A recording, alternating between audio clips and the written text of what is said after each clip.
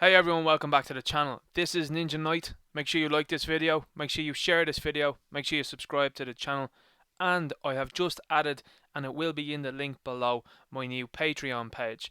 Please support. Thank you. So this is a video based on Joe Rogan, and Joe Rogan is an individual that actually inspired me to come onto YouTube, was one of the inspirations for me to come onto YouTube. I really liked his format. I really liked the way he talked to various guests, and he went from both ends of the political spectrum, which I thought was fantastic. And I think personally, Joe's podcasts have been really helpful to see both sides, and he has brought on people that are pretty radical on each side, and he has brought people on in the middle. This is something that I suppose more so the left side than the right side, from what I've seen through comments, have been deeply unhappy about. They're unhappy about right wing voices and right wing individuals and conservative individuals coming onto his podcast and speaking about what they think. For a group of individuals that like to say that they're liberal and free thinking and free speech and all of that, they simply do not show or condone free speech, it seems. Now, Joe has been caught up in a big storm, and he announced a couple of months ago that he was going to be leaving YouTube and going to join Spotify. Now, what's happened is, as of today, so today was the day he was supposed to join Spotify. Now, I'm going to reaffirm when I say this.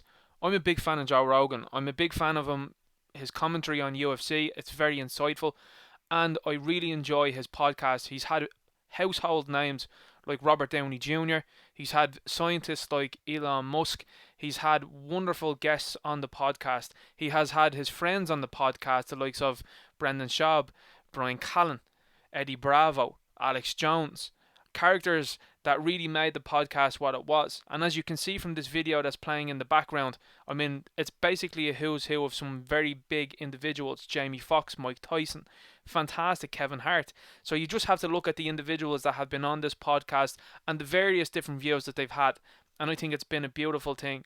However, Spotify have seemed to seem fit, and MR Roberts 531, so Mr. Roberts, I suppose, or MR531 Geek, has decided to put a bit of a compilation together. Now, Spotify are absolutely after being roasted in the comments insofar as what's going on. So this guy has actually put a compilation together of all the names that haven't appeared. So credit to this guy. 57, Jason Tibor, Brian Redban. 81, Pete Johansson. 97, Freddie Lockhart, Brian Redban. 98, Dara Wright and Brian Whittaker. Number 108, Joey Diaz, Brian Redban. 119, Jan Irvin. 128, Joey Diaz, Brian Redban. 182, Brian Callen, Jimmy Burke, Brian Redban. 199, Joey Diaz. 213, Eddie Bravo. 239, Adam Koch. 256, David Seaman. 275, David Asprey. 303, Matt Vengrin, Brian Redban. 331, Dr. Stephen Greer. 361, David Aspey, Tate Fletcher. 368, David Seaman. 441, Brian Dunning. 454, War Machine. You've got David Seaman again. Louis Theroux, David Seaman again, 2 again. Rickson Gracie, Stephen Molyneux, David Seaman again. 640, Charles C. Johnson. You've got Milo Yiannopoulos. You've got Gavin McInnes. You have Kip Anderson and Keegan Kuhn. You've got Milo Yiannopoulos again, Alex Jones and Eddie Bravo, Gavin McInnes, Sargon of Akkad, Chris D'Elia, I'll talk about him in a moment, Owen Benjamin again, Owen Benjamin and Kurt Metzger, Michaela Peterson, Nick Crowell, Alex Jones, Joe List, Tommy Chong, Michael Shermer, Chris D'Elia and Owen Smith. So what you're seeing here is a very eclectic mix of people, and I'm pretty surprised that some of these individuals have been actually put off the Joe Rogan podcast. Now, to me, that seems like a pretty strange idea, and it's something that I'm unsure of why they've done that. However, when I look at some of the names, it's no surprise why. So you're looking at some names here, for example, like Joey Diaz.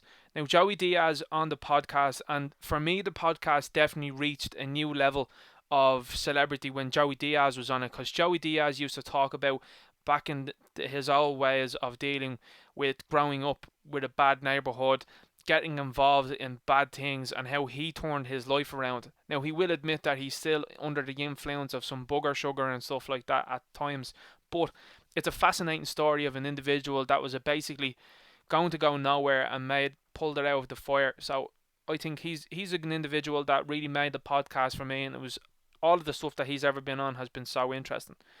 Pulling Brian Callen is pretty a strange one as well too, given the fact that Brian Callen is in Hollywood. So I'm very surprised at that one. But sometimes it might be to do with the guest that's aside him. So we see Brian Redban. So Brian Redban is a constant name that seems to pop up here as well too, and that's a close friend of Joe Rogan himself. Eddie Bravo is no surprise to see his name on the list, given the fact that Eddie Bravo likes to focus on conspiracy theorists. So, in my opinion, if you want to be a conspiracy theorist, fire ahead. That's no problem. And you should have an ability to talk about these things and not be shut down. But to silence an individual just based on the fact that they like conspiracy theories and are talking about them, that's pure nonsense in my opinion. David Seaman's another character as well too, name I suppose that's popped up recently as well too, and there's a whole Reddit thread on him, so if you want to go and look at it, there it is. Some of the more interesting ones are the likes of Louis Theroux. Now to me, Louis Theroux, he's a British broadcaster, and for me, he's just pretty honest, and he's pretty straight with what he says. So I can't see how that was an episode that was pulled. That doesn't make sense at all. Now, what seems to be a common trend within these Spotify deletions, I suppose, and the videos that they're not putting up, seems to be a right wing esque type of talk about it. There seems to be a bit of conservative talking going on. So perhaps maybe this is why, because for me, when you see the likes of Eddie Bravo, he would actually be quite left wing himself. Sometimes he does not really side with how things are going. Alex Jones is definitely one of these guys. Stefan Molyneux is another guy that doesn't like to side with the left whatsoever. Personal opinions aside, you know what I'm saying? You've got Milo Yiannopoulos, who was banned from Twitter for having opinions, which is pretty crazy stuff in itself. You've got Alex Jones, who was banned from YouTube, again for having conspiracy theories. But if you're looking at some of the more recent events and things that are happening now and again, maybe Alex Jones has a bit of sense to him. Eddie Bravo again, Gavin McGaines, another right wing individual. Sargon of Akkad, I suppose more right wing as well too. Chris D'Elia. Now there's two names that pop up for me as well too that kind of ring alarm bells, and that's Chris D'Elia. So Chris D'Elia has currently got a scandal going on, which is he was supposedly involved with underage girls. Now they've made pretty baseless claims and said that they were messaging Chris, and basically they stopped messaging, it seems, after the fact. I want to see solid proof that Chris D'Elia actually did engage in these acts and did engage with messaging people knowing that they were underage. That is the type of proof I want to see, that Chris D'Elia has been doing that. However, the jury is still out on him, in my opinion. Owen Benjamin is a guy that's pretty right wing, and just I suppose he went fairly full tilt into the right wing and anti-SJW liberal stuff, and whether you agree with what he was saying or not, I suppose depends on your sense of humour and maybe if you like the guy whatsoever. Michaela Peterson is another interesting one, and I'm surprised at the fact that they haven't removed any Jordan Peterson stuff, given the fact Jordan Peterson likes to talk sense and likes to be anti-woke and anti-SJW for a lot of it. Nick Crowell has a scandal upcoming, I think, and that is due to the fact of the Netflix show Big Mouth. So I can see that happening fairly soon, because there's people starting to close in on that after the whole scandal with Netflix's Cuties, which is another video that I've done recently. So I'm not quite sure why Nick Crowell is on that one. That seems like a pretty strange one in my opinion, but he's there, so there must have been something within that Spotify didn't like. Again, we go and see there's actually been 2 Chris D'Elia episodes pulled, which is quite strange in itself, but it might say something. So this to me, and Tommy Chong, Tommy Chong being not on it is quite strange. So this for me are some very heavy hitters in terms of who Joe Rogan has had on the podcast. And if you ever look at the podcast itself, these are some of the people that Joe was most friendly with. So I'm curious to see what their reaction is going to be to this, whether they are going to be happy that basically they're wiped from existence on Spotify, or whether they will be pretty angry with Joe or have a talk with Joe, because I'm sure at some stage Joe was consulted about this. So it would be disappointing to see if Joe was considered with this and he did okay this list. I think big questions have to be asked, and for a guy who is big into free speech and big into listening to every side of the argument, which I think is a great idea, it throws up questions then of what's going on with the censorship here on Spotify. Now he's signed with Spotify for a lot of money, so I personally don't think Joe Rogan will care too much.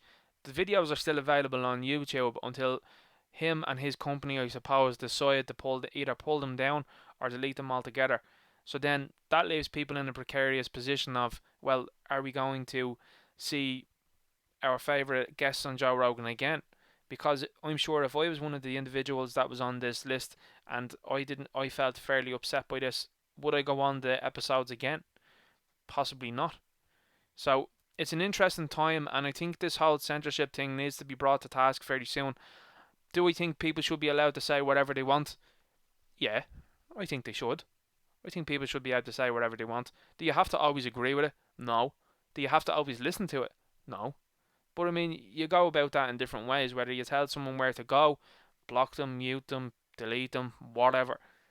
But I think some of these conversations have been eye-opening, and for someone like me to see both sides of the coin has always been fascinating, and it's something that I really enjoyed on Joe Rogan's show.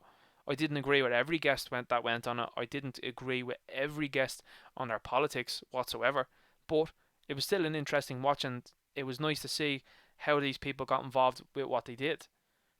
So this is a very disappointing thing for Joe Rogan to do. I'm sure he was involved with it. I hope he wasn't. I hope he makes a statement fairly quick, because he's been commented on and talked to and added on Twitter. So I'm sure his mentions are blowing up. Anyway, gonna leave it there. Make sure you like the video. Make sure you share the video. Subscribe to the channel. Thanks very much. Talk to you again. Good luck.